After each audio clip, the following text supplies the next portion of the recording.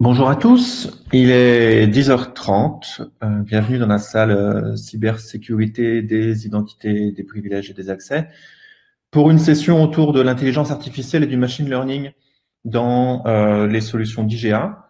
Je vais attendre juste une minute peut-être que les dernières personnes se connectent et puis ensuite je pourrai commencer. N'hésitez pas à m'adresser vos questions dans le chat, vos remarques à l'avance ou pendant la conférence, et puis on se garde quelques minutes à la fin pour répondre à toutes ces questions.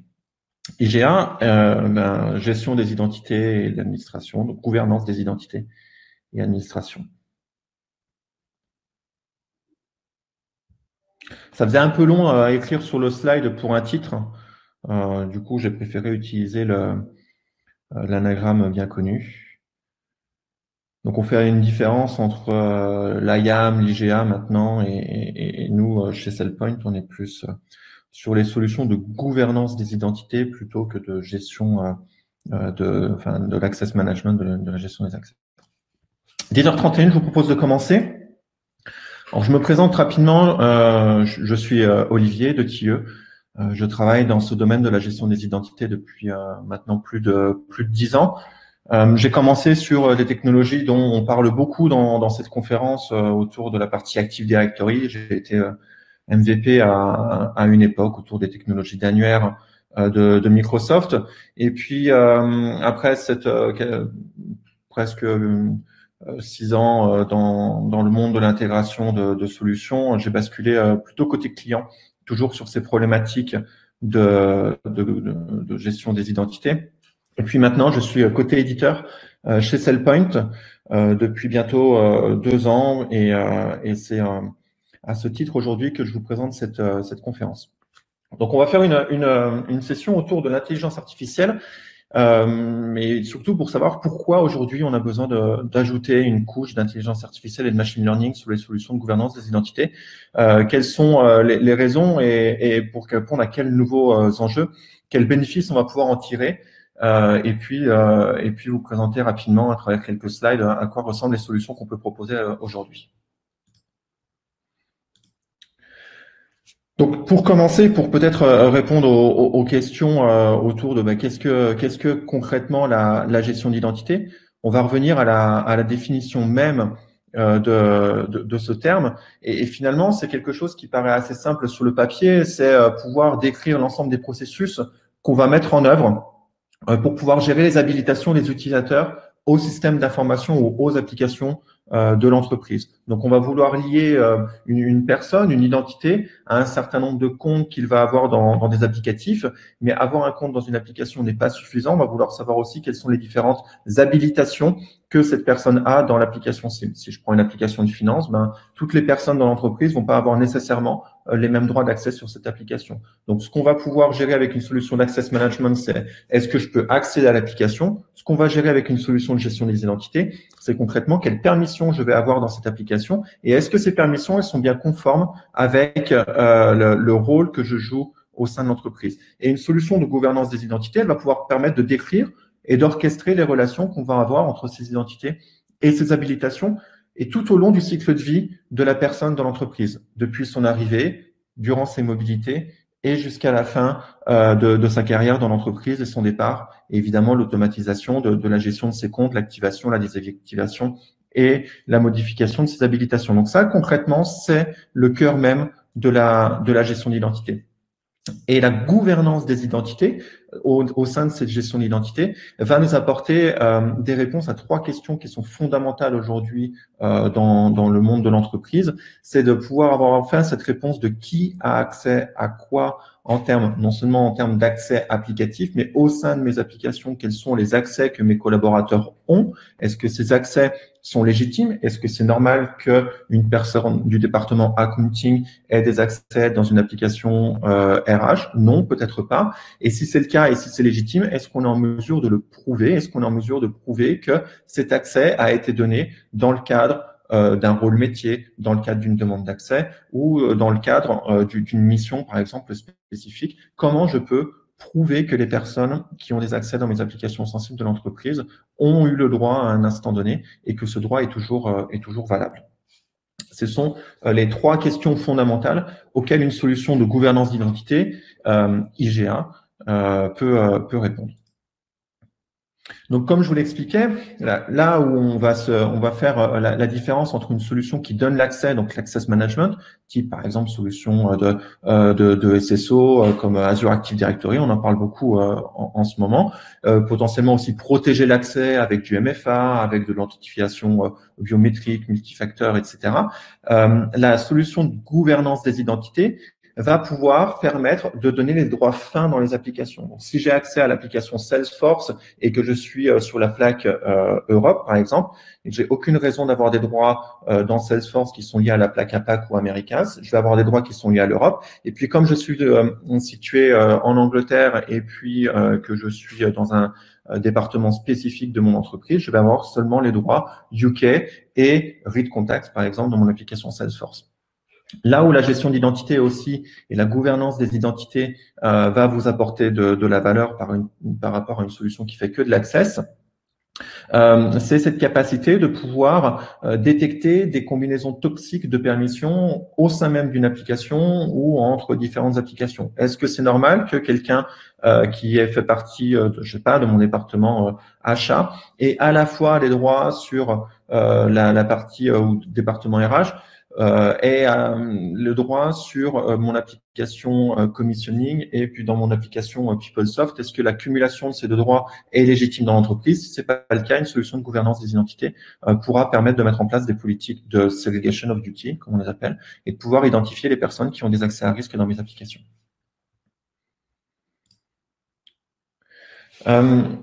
Une fois qu'on a parlé de cette partie de gouvernance des identités, on a beaucoup d'analystes sur le marché qui se sont penchés sur les solutions existantes, et puis vous les connaissez très bien, comme le Gartner par exemple. Et ces analystes publient régulièrement tous les ans des rapports sur où on en est dans chacun des domaines, et en particulier dans la gouvernance des identités. Et ce qu'on lit depuis un an ou deux maintenant, dans le Gartner en particulier, c'est que tous les éditeurs de solutions de gouvernance des identités vont devoir se tourner vers le machine learning et l'intelligence artificielle. Donc, c'est un constat que fait le Gartner, et on est ici pour essayer d'expliquer pourquoi on doit introduire plus de gouvernance des identités, plus d'intelligence artificielle dans la gouvernance des identités. Donc, je vais essayer de vous expliquer les raisons. Et puis, est-ce que aussi essayer de voir si aujourd'hui on est prêt. Le Gartner nous cible 2022, mais très concrètement, est-ce qu'aujourd'hui on est déjà prêt à pouvoir répondre à ces différents enjeux? Donc, avant de rentrer dans le détail de quels sont les enjeux et les facteurs qui nous poussent aujourd'hui à aller sur cette dimension d'intelligence artificielle, juste une présentation extrêmement rapide de qui est SailPoint et notre cœur de métier. Donc, nous, notre cœur de métier, c'est cet aspect gouvernance des identités. Être en capacité de fournir une solution qui va permettre de répondre aux trois questions fondamentales de la gouvernance des identités, qui sont qui a accès à quoi, est-ce que ces accès sont légitimes et pouvez-vous le prouver? Et aujourd'hui, Gartner, SailPoint, c'est la solution leader sur le marché de la gouvernance des identités, avec plus de 1300 employés dans le monde, beaucoup en Europe, beaucoup en France. Un classement systématique de leaders dans les différents analystes du marché, que ce soit le Gartner, le Forrester, KuppingerCole, mais aussi dans les analystes, dans les analyses qui sont plus tournées vers les retours clients, comme par exemple le Gartner Voice Customer 2020. Et puis présent dans plus de 1500 clients, 1000 clients grands comptes. Enfin, vous l'avez compris, on a été invité sur cette conférence pour vous montrer ce qu'est la gouvernance des identités vue depuis cette position de leader, et puis avec ces retours d'expérience très forts que l'on a depuis l'ensemble de nos clients grands comptes et d'ailleurs tout secteur aujourd'hui.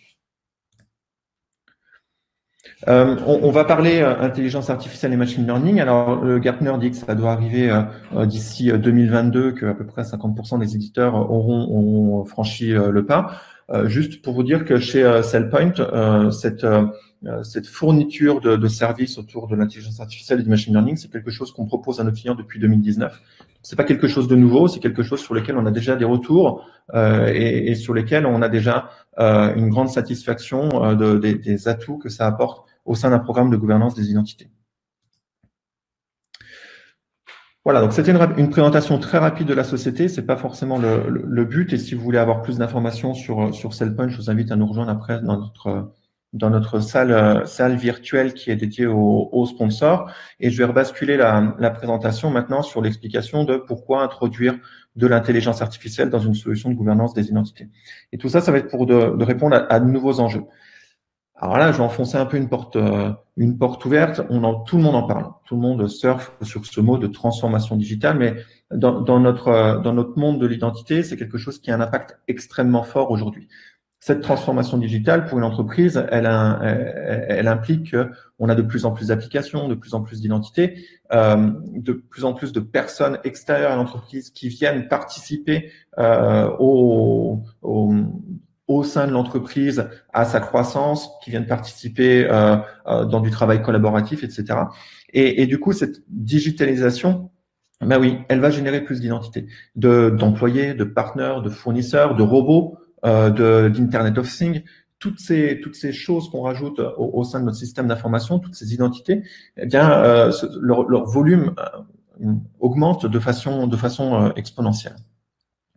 Et de même, toutes ces nouvelles applications.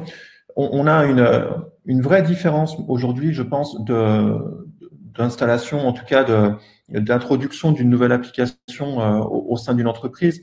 Avant, principalement, quand un métier avait besoin d'une nouvelle application, la première chose qu'il faisait, c'était contacter le département IT pour que le département IT puisse faire le choix de l'outil avec eux et puisse installer l'application certainement sur ses serveurs on-premise ou petit à petit dans des infrastructures cloud, mais grosso modo, la démarche était les métiers contactent l'IT pour définir quelle va être la meilleure solution, installer cette solution, et l'IT était systématiquement au courant de ces nouvelles applications. Aujourd'hui, avec toutes ces nouvelles offres SaaS et toutes ces applications qui sont proposées en mode SaaS, les métiers sont quasiment autonomes pour choisir la nouvelle application qui va remplacer leur application achat, leur application RH, etc. Et ce qu'on voit aujourd'hui dans les entreprises, c'est que les métiers peuvent prendre des choix technologiques sur des applications, peuvent décider que ces applications, ils vont les ouvrir à plus de personnes que juste les employés. Et on voit un nombre incroyable de nouvelles applications qui sont déployées au sein des entreprises, sans même que l'IT des fois soit extrêmement au courant que ces applications arrivent. En tout cas, moi, c'est mon retour que j'ai quand j'étais client. On a vu énormément de nouvelles applications en SaaS comme ça, qui étaient choisies par nos métiers et ajoutées au catalogue de l'entreprise. Donc, plus d'identités, plus d'applications, nécessairement plus de données. On sait bien, aujourd'hui, on a beaucoup de sessions autour des services Microsoft. On sait que sur SharePoint, sur Teams, et puis dans toutes les solutions de travail collaboratif, on stocke de plus en plus de données. Qui a accès à cette donnée? Comment cette donnée est partagée?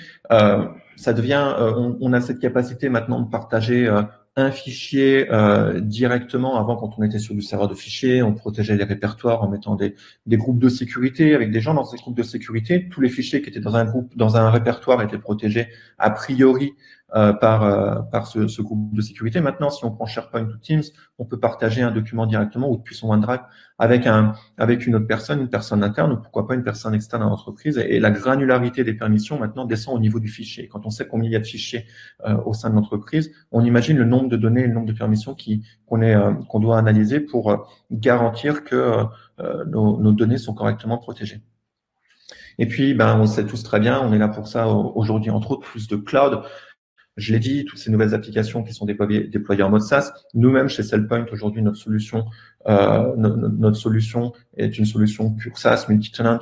Donc, de la même manière, c'est une solution aussi en elle-même qui fait partie d'une solution cloud pour l'entreprise. Et puis, on a ces acteurs, AWS, Azure, Google, qui proposent carrément d'héberger votre data center dans le cloud. Donc c'est pareil, là aussi, on avait l'habitude de gérer ces applicatifs et ces données et ces serveurs on-premise. Aujourd'hui, on les retrouve dans le cloud. Comment gérer le modèle de permission?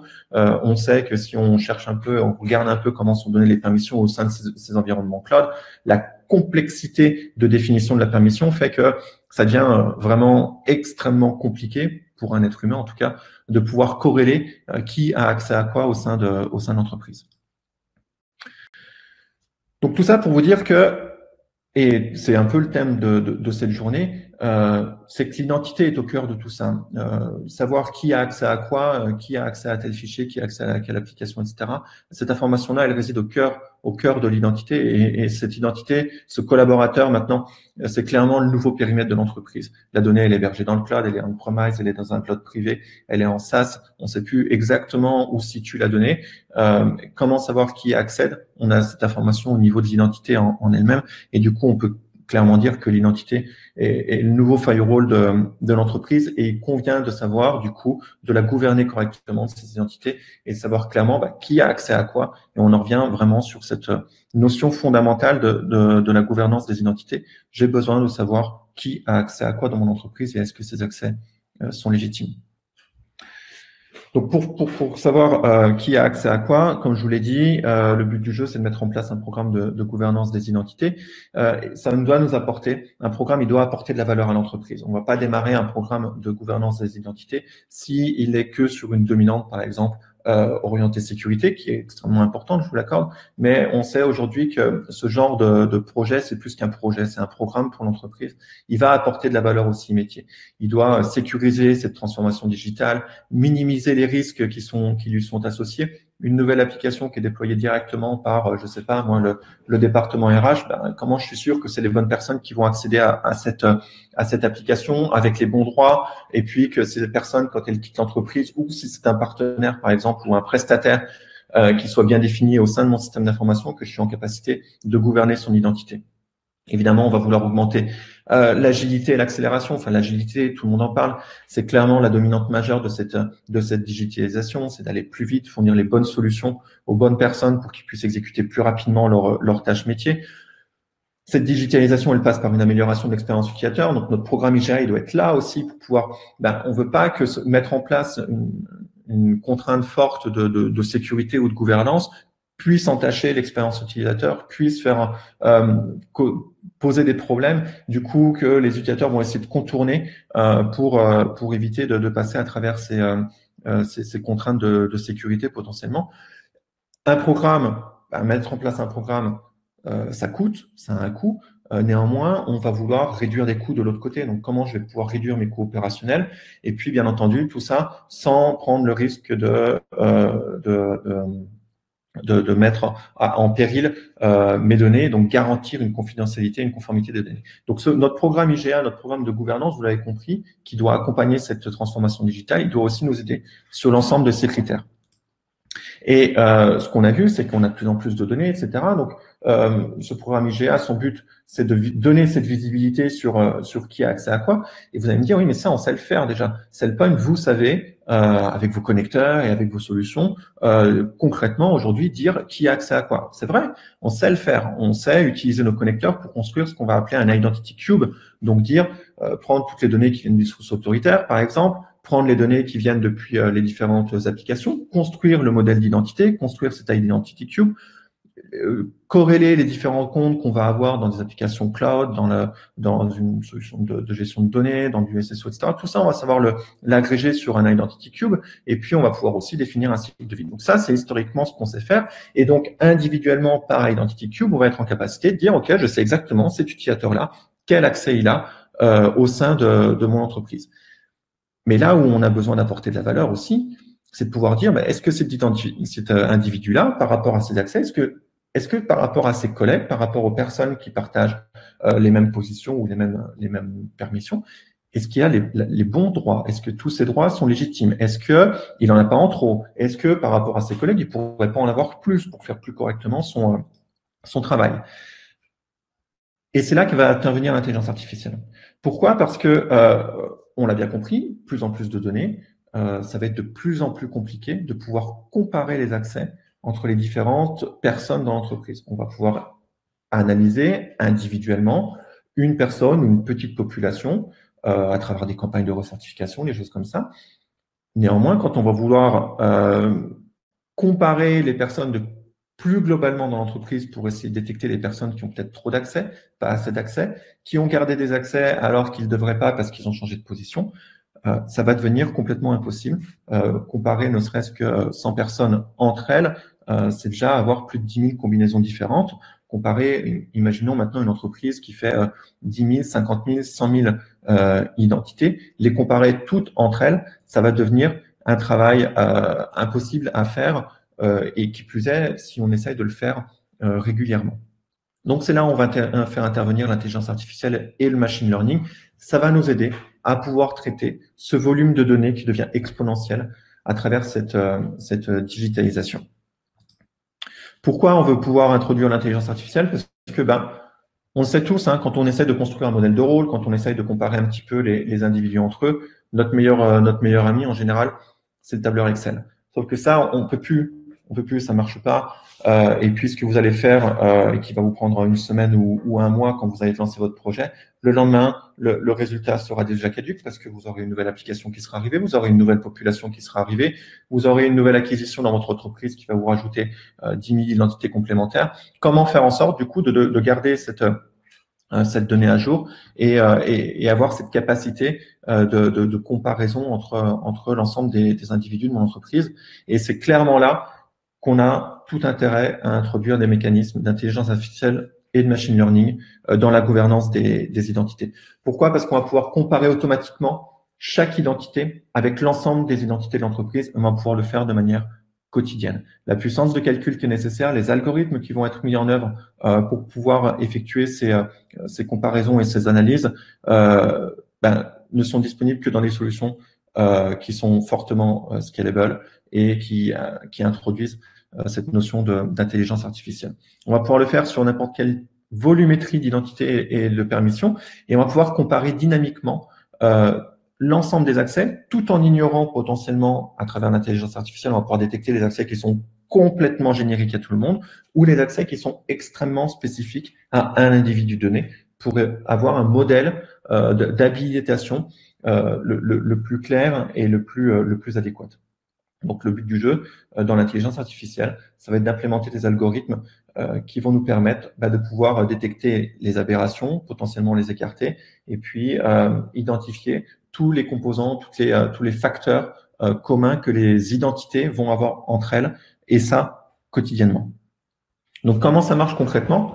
Je vous l'ai dit, on va utiliser des algorithmes qui sont basés principalement sur les algorithmes qu'on peut retrouver dans tout ce qui va être social engineering. Donc, c'est la capacité de pouvoir comparer une identité avec l'ensemble des autres identités de l'entreprise, pouvoir comparer principalement au niveau des accès qu'ils vont avoir, mais aussi en prenant en compte leurs attributs d'identité et qui sont au sein de notre entreprise. Et ça, on va pouvoir le faire quel que soit le nombre de relations. Donc, on peut aller sur des millions de relations entre chacun des individus. Et surtout, la puissance, c'est de pouvoir le faire tous les jours. Ce que vous allez essayer de faire à travers une analyse plutôt analytique, ce qu'offrent aujourd'hui principalement les solutions du marché, donc pouvoir se baser sur la donnée que vous avez dans votre base de données et puis faire des requêtes pour dire tiens, trouve-moi tous les gens du département finance, tous les gens qui travaillent en France, etc. Toute cette analyse que vous allez pouvoir faire one shot, potentiellement le lendemain, comme je vous l'ai dit, cette analyse pourrait être caduque. La puissance de l'intelligence artificielle, c'est de pouvoir le faire sur n'importe quel type de relation entre les identités et quotidiennement. Donc, tous les jours, le modèle qui va être défini va pouvoir être remis en cause et réévalué. Donc, chez SailPoint, comment on fait? On va définir ce qu'on appelle, avec l'intelligence artificielle, des peer groups. Donc, un peer group, c'est quoi? Ça va être un ensemble d'individus qui collectent entre eux un grand nombre de similarités au niveau des permissions qu'ils ont au sein des applicatifs. Et puis, comme vous pouvez le voir dans ce peer groups, là, dans l'ensemble de ces individus, on en a certains en fait qui sont un tout petit peu à la marge. Il y en a qui se ressemblent énormément, et puis il y en a d'autres qui sont un peu à la marge, qu'on va appeler plutôt des outliers. Donc, c'est des personnes qui, a priori, ont grosso modo le même niveau d'habilitation que les autres, mais un peu plus. Et la question va être de savoir pourquoi ces personnes-là ont ce niveau d'habilitation un peu complémentaire? Est-ce que c'est normal? Et on va pouvoir mettre un peu le focus sur ces outliers pour vérifier que ces habilitations qu'ils ont en plus par rapport aux autres membres de leur peer groups, elles sont toujours légitimes. Donc, on retourne sur cet aspect, qui a accès à quoi? Est-ce que les accès sont légitimes? Et puis, ce qu'on voit aussi très clairement, c'est les exceptions. Ces comptes qui sont individuellement porteurs d'habilitations qui ne sont absolument pas conformes à ce que les autres personnes vont pouvoir avoir au sein de l'entreprise. Et ça, l'intelligence artificielle va pouvoir nous mettre le doigt dessus directement. Donc, au sein de notre solution, ce qu'on va pouvoir faire, c'est détecter ces peer groups. Alors, je vous présente la vue de la solution. Et donc, par exemple, je prends n'importe quel peer group. Je prends le peer groups numéro 6, par exemple. Et ce peer groups, il va m'indiquer très clairement tous les accès qui sont communs pour tous les utilisateurs de ce peer groups, les accès qui sont un peu moins communs, qu'on va appeler pour les outliers, et potentiellement les personnes qui ont des accès absolument uniques au sein de ce peer groups et qui vont être clairement ces notions d'exception. Et tout l'intérêt, c'est que on a déjà un niveau de risque qui s'affiche. On a les personnes qui sont extrêmement conformes aux accès dans l'entreprise, risque plutôt faible. Les personnes qui ont un peu plus d'accès que d'autres, un risque moyen. Et puis les personnes qui ont des entitlements absolument uniques, donc c'est-à-dire qu'ils sont les seuls à l'avoir, risque plus élevé, parce que pourquoi ces personnes-là en particulier auraient ce type d'accès? Donc, quel bénéfice en tirer de cette intelligence artificielle? Si on reprend les différentes valeurs qu'un programme de gouvernance des identités doit pouvoir fournir à l'entreprise, si on reprend les deux segments du haut, la sécurité, très clairement, aujourd'hui, on va pouvoir très facilement identifier les identités qui sont à risque. On va pouvoir détecter les personnes qui ont trop de permissions. Qu'est-ce qu'on va faire avec ces personnes-là? Potentiellement, on va les cibler dans une campagne de recertification. Donc, une campagne de recertification, c'est quoi? C'est pouvoir demander à une personne, un manager, un responsable applicatif, un responsable sécurité, peux-tu valider que les accès de ces personnes-là sont toujours valides? Oui ou non? Et donc, en ciblant ces personnes-là, on va mettre directement le doigt sur les personnes qui sont à risque et les accès qui sont à risque. Sur cette partie agilité et amélioration de l'expérience utilisateur, ce que l'intelligence artificielle va nous permettre d'apporter via l'utilisation de ces peer groups, c'est pouvoir vous aider à prendre les bonnes décisions lors des demandes d'accès ou lors des campagnes de recertification pour éviter ce qu'on appelle la gouvernance fatigue. Je ne sais pas combien parmi vous sont sujets à ces campagnes de recertification au sein de leur entreprise, mais potentiellement, c'est des choses qui peuvent être très longues, très pénibles pour les managers qui ont à les exécuter. Qui plus est, parce qu'on a de plus en plus d'accès, de plus en plus d'identités, ça devient extrêmement difficile de pouvoir répondre à la question: est-ce que cet accès est toujours approprié pour l'utilisateur? Souhaitez-vous approuver ou révoquer cet accès? L'intelligence artificielle, je vais vous montrer à travers quelques modules, va pouvoir nous donner des recommandations sur la décision à prendre. Alors, libre à vous de la suivre ou pas, comme vous voulez, mais en tout cas, on va pouvoir vous dire, tiens, on va détecter que telle personne, elle fait partie d'un peer group où tous les gens ont cet accès-là, donc potentiellement, vous pouvez valider l'accès les yeux fermés. Et puis enfin, là où ça va nous aider, c'est sur cet aspect optimisation des coûts. Pourquoi? Parce qu'on va pouvoir automatiser aussi la création de rôles et pouvoir les affecter automatiquement à nos utilisateurs. Donc, au lieu de passer à travers des demandes d'accès et des manipulations par les helpdesk, etc., on va complètement automatiser l'affectation des habilitations à nos collaborateurs en se basant toujours sur cette analyse qui est faite par l'intelligence artificielle quotidiennement pour définir les meilleurs modèles de groupe. Donc pour ça, chez SailPoint, on a 3 modules pour pouvoir mettre en place ces trois valeurs d'un programme d'identity gouvernance. Un module qui s'appelle Access Insight, un autre qui s'appelle Access Modeling et un autre qui s'appelle Recommandation.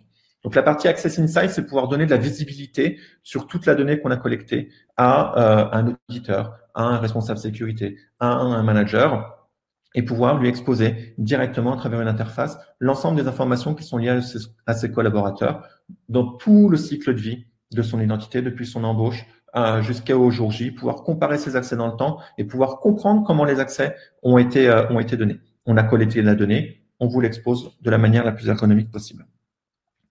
Donc pour faire ça, quand je me connecte à mon portail SailPoint, je peux directement accéder à mon interface d'administration qui va me donner accès à cette vue. Et donc, par exemple, ici, pour Hélène, je vais pouvoir remonter dans le temps pour pouvoir avoir accès à l'ensemble des rôles qui lui ont été enlevés, qui lui ont été ajoutés, et pouvoir naviguer dans une frise chronologique pour trouver les différents événements d'identité qui sont passés sur cette identité. Donc ça, c'est notre module qui vient collecter la donnée, qui vous permet de l'afficher de manière dynamique. Et puis, je vais pouvoir voir, par exemple, que, eh bien, ici, je vois qu'il y a eu un événement d'identité qui correspond à un changement d'attribut. Donc, elle est passée d'un job title Financial Analyst à Financial Planning Consultant. Et je vois qu'automatiquement, elle a perdu un certain nombre de droits et récupéré automatiquement d'autres droits. Comment on a fait ça? Tout simplement, il y a des rôles qui ont été définis au sein de la plateforme, calculés sur la base de l'intelligence artificielle. Et puis, quand elle change de job title, les rôles sont automatiquement mis à jour. Elle perd les droits qui étaient liés à son ancien rôle. Elle récupère les droits qui sont liés à son nouveau rôle. Et puis, toujours dans le cas de vous proposer cette donnée et de pouvoir l'afficher, capacité de créer des dashboards. Donc ça, c'est un dashboard d'exemple que j'ai construit pour présenter l'ensemble des identités que j'ai au sein de ma solution. Et puis, on peut sortir plein de KPI, etc. Une fois qu'on a la donnée, on peut la manipuler, on peut la traiter, on peut l'analyser à travers un grand nombre de dashboards. Donc, je vous dis, par exemple, des KPI sur les demandes d'accès. Donc, savoir, par exemple, je constate que c'est mon département Consumer Loans qui a le plus fait de demandes d'accès durant l'année. Ça veut dire quoi? Ça veut dire que potentiellement, pour eux, le modèle de rôle tel qu'il est défini n'est pas suffisant et il va falloir que je travaille pour pouvoir peut-être leur proposer des rôles qui vont s'appliquer de manière automatique parce qu'ils passent beaucoup de temps à faire des demandes d'accès. Donc, comment je vais pouvoir construire ces modèles de rôle? Avec notre module Access Modeling. Donc, lui, il va utiliser tout ce qu'on a construit avec l'intelligence artificielle autour des peer groups pour pouvoir nous proposer des modèles de rôle en se basant sur des critères qu'on va lui donner. Donc là, par exemple, ce qui m'intéresse, c'est de savoir, pour mon département Consumer Loans qui fait beaucoup de demandes d'accès, est-ce que je pourrais pas demander à mon module Access Modeling de me générer des rôles pour ces individus? Donc, ce que je vais pouvoir faire, c'est démarrer une recherche qui va me permettre de trouver toutes les identités qui font partie de mon département Commercial Loans. Et puis, je vais lancer mon module d'Access Modeling qui va automatiquement, en se basant sur ce qu'on a construit avec l'intelligence artificielle, me proposer des rôles avec l'ensemble des permissions qui vont devoir s'appliquer aux individus de mon département Consumer Loans. Et puis, ces rôles-là, ensuite, j'ai la capacité de venir les exporter, déjà les analyser, puis les exporter et les importer dans ma plateforme pour qu'elles puissent s'appliquer de manière automatique à mes collaborateurs. Le gros intérêt de faire ça, c'est qu'en plus, à partir du moment où vous avez un rôle au sein de la plateforme qui est une cumulation de permissions dans des applications, dans une campagne de recertification, plutôt que de recertifier peut-être 300 ou 400 permissions, je vais venir recertifier un rôle métier. Donc, en termes d'accélération, en termes d'agilité, j'aurai une qualité de réponse et une rapidité d'exécution de mes campagnes de recertification bien meilleure parce que j'ai plutôt basé ma campagne sur la notion de rôle plutôt que sur la notion de permission fine. Et puis enfin, dernier module, on parle de ces campagnes de recertification. On sait qu'elles peuvent être très longues et on sait que le risque majeur qu'on a sur des campagnes de recertification, c'est le fait que l'approuveur, il est en retard, il lui reste 2 jours pour faire sa campagne, il y a encore 4000 lignes à valider. Le gros risque, c'est qu'il fasse ce qu'on appelle un bulk approve sur la campagne, c'est-à-dire de tout sélectionner et dire c'est bon. J'approuve tout, comme ça j'ai fini, je suis conforme par rapport à mon département d'audit par exemple, et puis surtout j'ai pas pris de risque et j'ai pas pris le risque de couper un accès qui pourrait poser problème à mes métiers. Donc nous, ce qu'on veut, c'est pouvoir aider dans la prise de décision lors d'une campagne de recertification pour éviter cet aspect bulk approve, pouvoir aussi automatiser l'approbation des rôles ou des permissions qui seraient absolument conformes à l'entreprise et mettre le doigt, encore une fois, vraiment l'objectif, c'est de mettre le doigt sur les accès qui sont plus risqués que les autres. Donc, à quoi ça correspond? Si je vais dans une campagne de recertification, donc j'en ai lancé une par exemple récemment, je vais pouvoir revoir l'ensemble des individus qui sont impactés par cette campagne et moi, Jerry, en tant que manager, je vais pouvoir venir répondre à cette campagne. Et si je viens voir dans cette partie qui est entitlements, donc les droits fins dans mes applications, je vais avoir des petits pouces là, levés ou baissés, qui vont me donner des recommandations sur la décision que je dois prendre. Et potentiellement, je vais pouvoir aussi demander à ma solution, quand je vais générer ma campagne, de pouvoir approuver automatiquement toutes les lignes qui vont avoir une approbation positive. C'est optionnel, c'est à vous de l'activer quand vous faites votre campagne, mais tout l'intérêt, c'est que vous allez pouvoir, encore une fois, focuser l'attention de votre certifieur sur les accès qui sont à risque. Et en effet, pourquoi Annie, qui fait partie du département accounting, a encore un accès dans l'application Human Resources? C'est peut-être pas normal. En tout cas, notre module d'intelligence artificielle a détecté une anomalie et vous propose plutôt de révoquer cet accès. Si je prends maintenant Carlos, Carlos, c'est pareil, il a un certain nombre d'accès qui vont pouvoir être approuvés, grosso modo, les yeux fermés. Néanmoins, lui, il fait partie du département Human Resources, donc il a plutôt une approbation positive. C'est plutôt conforme. On a vu que toutes les personnes du département Human Resources avaient ces types d'accès, donc c'est plutôt conforme. En revanche, il a toujours un accès spécifique dans Active Directory. Et cet accès-là, notre module a plutôt détecté que c'est un accès qui n'est pas recommandé. Et du coup, on va pouvoir donner confiance aux gens pour leur prise de décision et pouvoir révoquer des accès. Et du coup, non seulement on va accélérer l'exécution des campagnes de recertification, mais en plus, on va avoir de bien meilleurs résultats, puisque plutôt que d'avoir des campagnes qui sont finies, mais où tout le monde a tout approuvé de peur de couper un petit peu les accès métiers aux applications, eh bien, on va commencer à avoir des vraies réponses positives et négatives à ces campagnes. Voilà, donc si je clique sur ce petit pouce, je vais pouvoir voir que cet accès-là, il est recommandé. Pourquoi? Parce que j'ai 90% des identités qui font partie des peer groups. Vous vous souvenez, cette notion de peer groups, là, tous ces utilisateurs qui se ressemblent au sein de l'entreprise, grosso modo, alors on peut fixer les différents niveaux. On peut dire, moi, mon accès, il est recommandé à partir du moment où je décide qu'il y a plus de 90-95% de personnes dans ce peer group. Je peux décider d'approuver automatiquement cet accès, donc ne pas avoir à le proposer au reviewer, mais de le mettre directement dans la partie completed à partir du moment où ça dépasse 95 ou 97% de recommandations, histoire de pouvoir garder la main quand même sur la campagne. Le but du jeu, c'est pas de de déresponsabiliser les gens, non, bien au contraire, on va les aider et c'est pas parce qu'on les aide qu'on les déresponsabilise, mais néanmoins, on va pouvoir fixer les curseurs au bon endroit pour que les décisions soient quand même prises de manière appropriée. Donc, j'arrive déjà sur la conclusion. J'ai essayé d'être assez rapide. Il me reste 8 minutes, si je me trompe pas. Donc, je vais prendre le temps pour ma conclusion.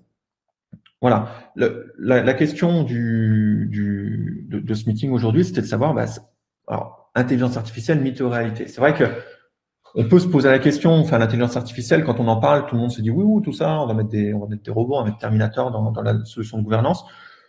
Quelle est vraiment la réalité de cette annonce? Et puis, quelles sont les raisons pour faire ça? Puisque aujourd'hui, SailPoint, aujourd'hui, vous savez très bien gouverner les entités. Donc, pourquoi ajouter cette couche d'intelligence artificielle? Donc, j'espère que vous avez bien saisi que tout l'enjeu, c'est vraiment de pouvoir répondre à ces problématiques de volumétrie de données à traiter. On a de plus en plus de données, de plus en plus d'identités, de plus en plus d'applications. On ne peut plus, c'est plus possible. En tout cas, en tant qu'utilisateur final, utiliser une solution sans qu'elle nous apporte de l'aide dans notre prise de décision, sans qu'elle puisse nous identifier les personnes qui sont en risque dans l'entreprise. Il y a tellement d'identités. Un manager qui a des prestataires un peu partout, dans n'importe quel pays, plus des collaborateurs externes, etc., va avoir du mal de plus en plus à pouvoir identifier est-ce que les accès de mes collaborateurs sont légitimes. On sait qu'il y a des gens qui partent en mission, qui sont toujours liés à un manager. Enfin, ça devient extrêmement compliqué. Donc vraiment, le but du jeu de l'intelligence artificielle dans la solution de gouvernance des identités, c'est de vous aider dans les prises de décision et puis de vous aider dans le calcul et le management de cette volumétrie exponentielle. Donc, mythe ou réalité, j'espère vous avoir montré que chez SailPoint, en tout cas, c'est déjà une réalité depuis 2019. On a des retours extrêmement positifs de nos clients sur la valeur que ça apporte dans leur programme de gouvernance des identités. Ce qui est intéressant de voir aussi, c'est que la plupart des clients SailPoint qui ont choisi d'utiliser notre module, c'est en général des nouveaux clients qui veulent démarrer directement avec ce que va pouvoir apporter l'intelligence artificielle. Parce que on a souvent tendance à penser qu'il faut attendre un certain nombre de temps de collecte de données pour pouvoir démarrer avec du machine learning et en tirer les bénéfices. C'est pas exactement le cas dans la notion de la gouvernance des identités. Pourquoi? Parce qu'on va collecter la donnée existante et dès qu'on a collecté cette donnée, on va pouvoir commencer à mettre les individus en relation par rapport à eux-mêmes et construire ces peer groups. Et dès lors qu'on a ces peer groups, on va commencer à détecter qui sont les outliers, on va pouvoir commencer à les identifier lors des campagnes de recertification et on va pouvoir tout de suite commencer à faire du nettoyage sur les permissions qui sont en trop sur nos identités. Et puis petit à petit, au fur et à mesure de ces campagnes de recertification, on va avoir un nettoyage de plus en plus important des permissions qui sont octroyées à tort sur nos identités. Et puis plus ça va être propre, plus notre modèle de rôle qu'on va construire avec Access Modeling va être fin, va être approprié, et plus on va pouvoir appliquer de manière automatique des rôles à nos collaborateurs.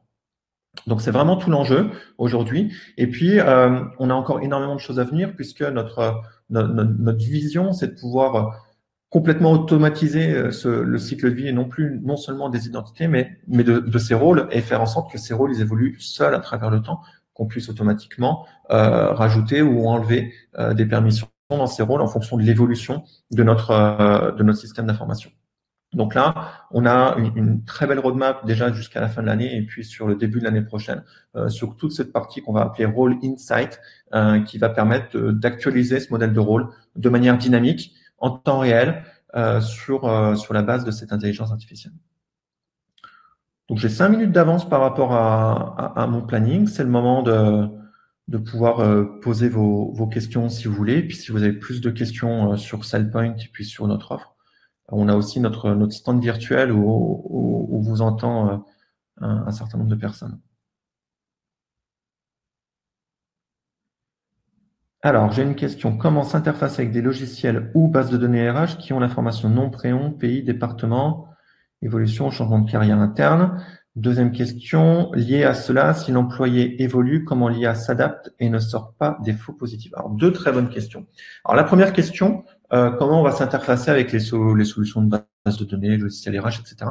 Donc, chez SailPoint, on a une offre de connecteurs au sein de notre solution. Donc, on a plus d'une centaine de connecteurs out of the box dans nos solutions qui nous permettent de nous connecter, on va dire, à 99% des applications de nos clients. Dès lors que votre application elle a une API, une base de données, une API web, une interface d'app, ou que c'est une application qui fait partie de notre catalogue de connecteurs, je ne sais pas, Office 365, Salesforce, Active Directory, SQL, SAP, du mainframe, etc. On a un connecteur pour pouvoir se connecter à cette application et notre connecteur il va pouvoir collecter les données, agréger les données au sein de la solution, les corréler avec un cube d'identité. Est-ce que vous m'entendez encore? J'ai l'impression que j'ai un problème de connexion. Est-ce que vous m'entendez?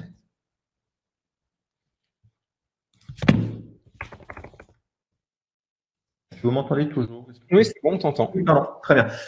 Donc, ces connecteurs vont pouvoir nous connecter à l'ensemble des applicatifs de nos clients. Donc, je dis 99% parce qu'il y a toujours au sein du système d'information des applications qui soit n'ont pas d'API, soit qui sont dans des zones sécurisées.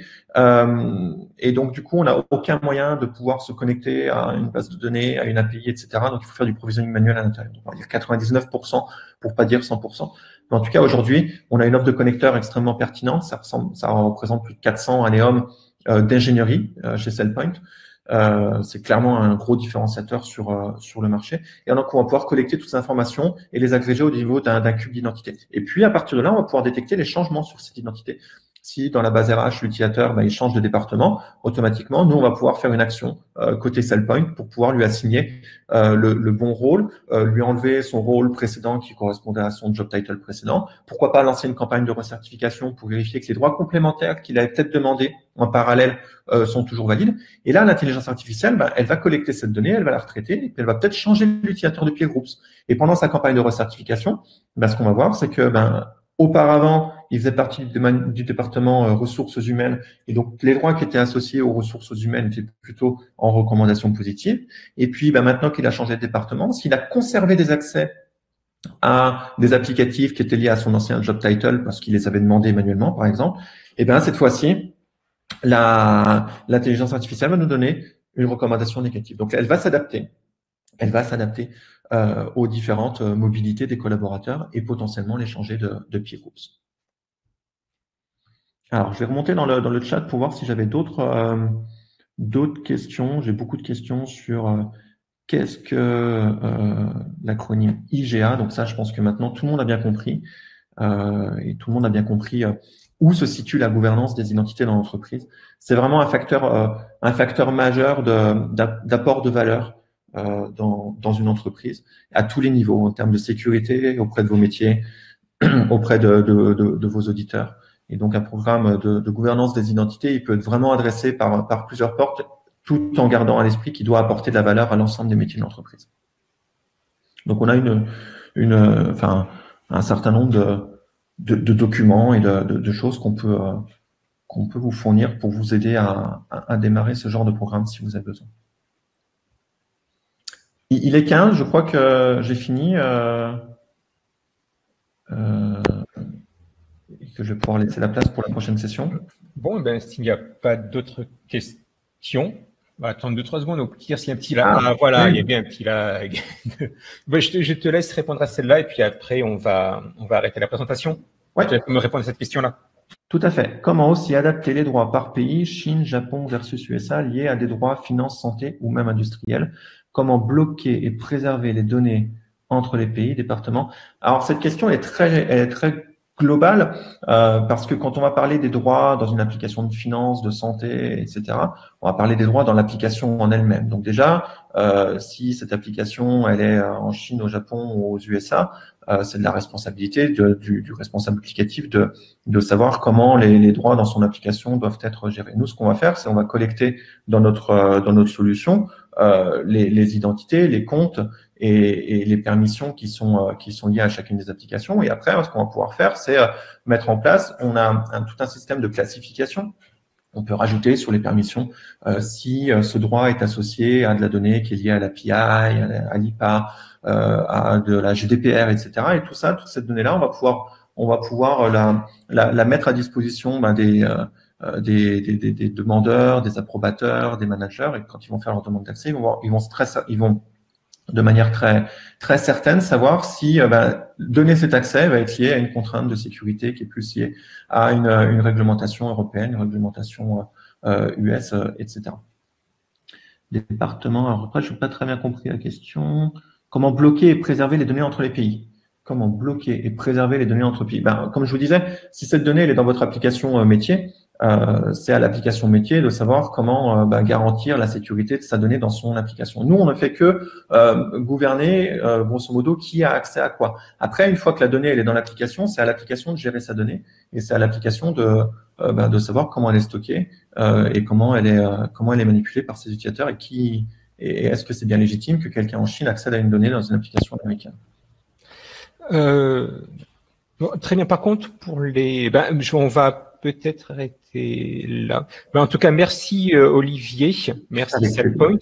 Si vous avez d'autres questions, je vais vous donner un lien. Vous pouvez rejoindre l'espace partenaire de Cellpoint. Si vous avez d'autres questions à leur poser pour discuter avec eux, ils seront là pour vous répondre. En tout cas, merci beaucoup. Un petit clap virtuel de merci. Olivier, merci Cellpoint d'être intervenu. Donc, je vous mets dans le lien ici les accès pour les salles des partenaires. Comme ça, vous pouvez retrouver entre autres Cellpoint et vous poser toutes les questions que vous voulez. Et je vous remets aussi en lien les accès pour les autres conférences de la journée. Savoir si vous voulez rester ici pour la conférence de Olivier qui arrive. D'ailleurs, je vais vous mettre de suite les conférences du jour qui arrivent. Attendez, on va même mieux, on va refaire comme tout à l'heure. On va remettre la petite musique d'ascenseur. avec les conférences qui arrivent. Parfait. Voilà. Bon, eh ben Olivier, je te laisse dire au revoir et puis après je te coupe, je te remplace par Hervé.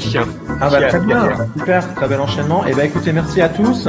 N'hésitez pas à nous rejoindre dans notre salon, c'est au 10e étage, donc dans l'ascenseur, numéro 10 et c'est le point. À plus tard. Merci, au revoir.